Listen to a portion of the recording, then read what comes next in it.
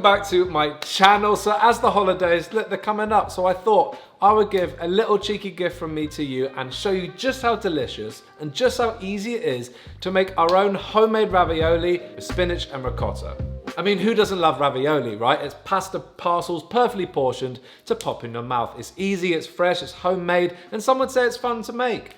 But then again, some would just say it's not, like, whatsoever. But also, thank you guys so much for your patience. I know I've been a little quiet on here, but obviously fatherhood, that's my priority right now, and I have to find that balance, because when I'm with my son, like, nothing else matters. Like, the whole world, it's just him, and he's just so beautiful, and he's doing so well, he's so healthy. And one thing I'm learning, right, with being a new father, I'm realizing just how valuable time is and how difficult it is to find. And obviously, you've got to find that balance. And luckily today, we got a bit of help with Jen's mum. She's here to help out again. So look, I can make homemade ravioli with you guys. You know, it's not every day a new father can do this. So we're very, very appreciative of that. Got a lot of gratitude. And also, you know, I'm trying to find new ways, right? Because the last thing you want to do is start sacrificing your health, right? Especially, it's all about mind, body, and soul. You've got to feel good in your mind, but you've also got to feel good in your body. And if time's an issue, then, you know, convenience with food can often mean lower quality food. And that's been a bit of a struggle. But now I am so happy that Splendid Spoon are sponsoring this video, because they are on a mission to make it easier for everyone by delivering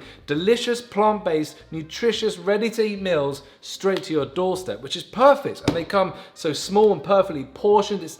They've been my savior, right? Because whenever I'm half asleep and, you know, I've got poop and milk all over me, I just throw one of these in the microwave, like so, heat it up for a couple of minutes, pop it out, then Bob's our uncle, we are done. We have the vegetable bolognese grain bowl. It's delightful. It's got mushroom, it's got wild rice, risotto, so much nutrients packed in such a lovely little perfectly portioned little thing. Oh, that tastes splendid. I also love the fact that I can throw these in the freezer, take them out when I want. They have smoothies, they have wellness shots. So I got no excuse now, guys. I'm absolutely sorted out. And lastly, we don't want me to be hangry, do we? You know what it's like, you get hungry. It takes me ages to do these videos, so you'll start seeing my mood dip a little bit towards the end. So not anymore, because I've had a splendid bit of food. So we're gonna move on to my holy moly, is it that easy? Ravioli. Right, so we're gonna kick things off with the pasta. We don't need a machine for this, which is very handy because I don't have one, but what we do need is some flour. We need 1 1/4 cups. And then we're gonna get an egg and make a little swimming pool. And pop one in, and pop a second in. Then we slowly start mixing it in with a fork. We're gonna add a dash of olive oil and a dash of salt. And then we're gonna do this until it gets firm enough to get our hands in there. And then start kneading the dough. We want to do this for about 10 to 15 minutes till it's nice, shiny and firm.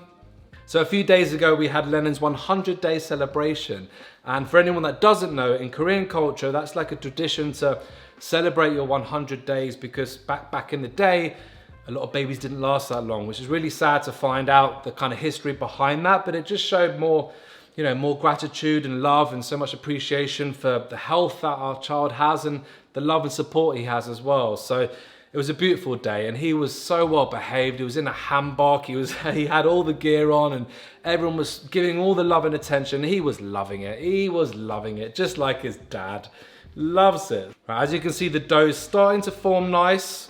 It's getting a bit shiny. Right, perfect. And as you can see now, it's a beautiful, lovely, shiny ball. Then we get some cling film, or cellophane wrap as you guys call it. Give it a wrap. And then just set aside for about 30 minutes. Right, then we get a pan, add a touch of olive oil. We'll throw in about 3 cloves of garlic. Then we'll throw in our spinach. Spinach is always so deceiving. It feels like so much, and then it turns out to be nothing. And then we're just gonna kindly cook this down. Right, now the spinach is done, we'll pop it on a breadboard. Then we'll give it a nice chop, get them nice and fine. Then we'll put the spinach in a bowl. And then we'll let that cool for about 5 minutes. And then I'm just gonna get a shallot, slice it nice and thin. Perfect, we'll set that aside. Then to go with the ravioli, I'm gonna get a lovely big olive loaf. I'm gonna cut a few large chunks. We'll drizzle in olive oil, some flaky salt. Make sure you rub it all in there. Lovely, and then I'm gonna set these aside. Perfect. And then we're gonna do a lovely slow roasted garlic bulb. All we wanna do is just cut off towards the end, all the way down. Then we want to get some foil, give it a little cuddle, touch of olive oil, touch of salt, give it a wrap, and then I'm just gonna pop that in the air fryer for about 15 minutes. Then we're gonna get our cooled spinach, and then we're gonna add our ricotta cheese, and then a touch more salt, and a pop of pepper. A tiny bit of fresh basil, look at that. Then we wanna give this a good old fashioned mix up. All right, perfect, now we'll set that aside. Right, we'll get our dough that's been proving, take it out, say hello. We're gonna dust with a rolling pin. You just wanna make up and down strokes. Don't go side to side, just up and down. Then once it gets to about this shape, we wanna turn it, fold, fold, and then turn over, up, down, up, down. I'm so excited to do this kind of cooking with Lennon, you know, getting messy, you got flour, rolling pins, pasta, and it's quite creative, it's fun, and I'm really excited about that. And I want him to be as creative, I want him to be as exposed to as many foods and opportunities and everything in life, because you know what it's like. If we have a bad experience when we're a kid and we tell ourselves a story that we don't like something, we had a bad experience with mushrooms, and then you always tell yourself that story, you don't like it, or you have this bad experience, that we never grow from it, or we never face that fear, and we always tell ourselves this story, which sometimes it's not the case. Like for me, let me tell you a little story about why I don't like gin, or why I didn't like gin for many years. I was 15 years old, my parents went out for dinner, I had a few friends over, and bearing in mind in England, you know, the drinking age is 18, it rains a lot, there's nothing else to do, so you start drinking a bit earlier than you should. I'm not proud of this story, but anyway, we have a few friends over, we have too many drinks, my parents come back from dinner, my mum gets angry, she throws everyone out the house, I'm traumatized. This isn't even where the story begins. 2 weeks later, I'm playing soccer in my garden, football, and I lost my ball under a tree somewhere. I'm finding it, and then instead of finding the ball, I find this full bottle of Gordon's gin. And as a kid, that's like treasure. I had hit the gold mine. I was so excited. So I hid it at the top of the garden, and every day after school for about 2 weeks, I would have a few swigs of it. I was getting drunk. I felt great. I felt like an adult. Again, not proud of the story. And then a few years later, and I bump into one of my friends that was at my little party, and he said that the last thing he remembered from that party was taking a wee, urinating in an empty bottle of gin, filling it up with his urine and throwing it in the bush. It was an empty bottle of gin. So for 2 weeks straight, I was not drinking gin, just straight wee-wee, straight urine for 2 weeks straight. So as you can imagine, after that moment, I thought, you know what? I don't like gin. I'm never gonna have gin ever again.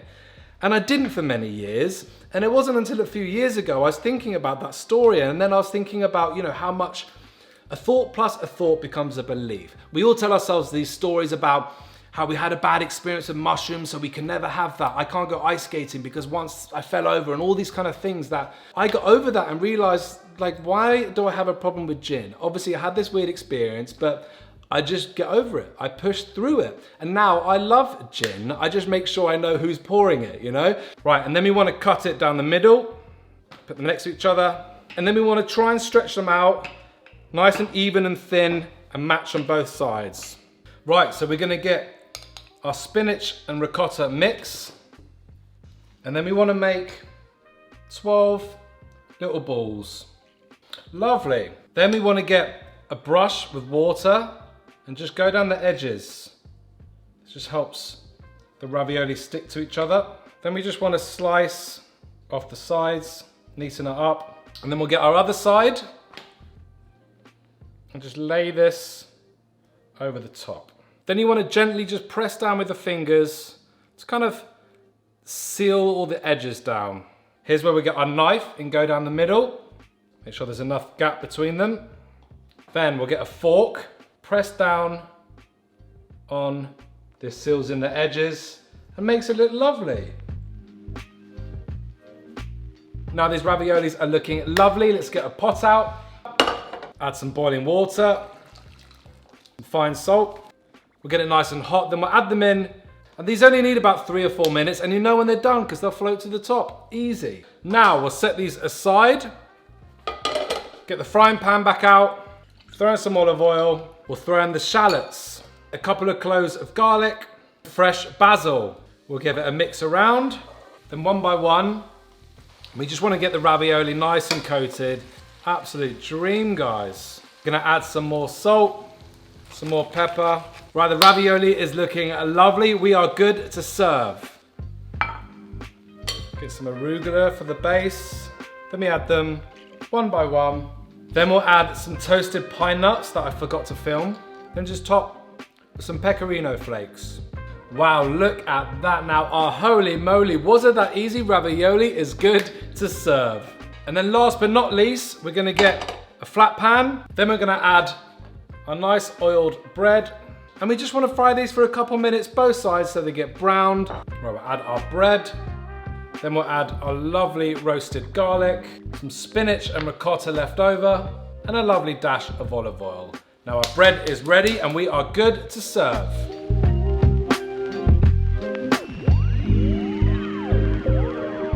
Oh dear Lord, I'm so hungry, guys. It's a good job I had the Splendid earlier because I don't know if I would have made it. But now we are ready. We've got a big feast on our hands. As you can see, that was quite easy, right? But homemade ravioli, delightful. Let's have a taste.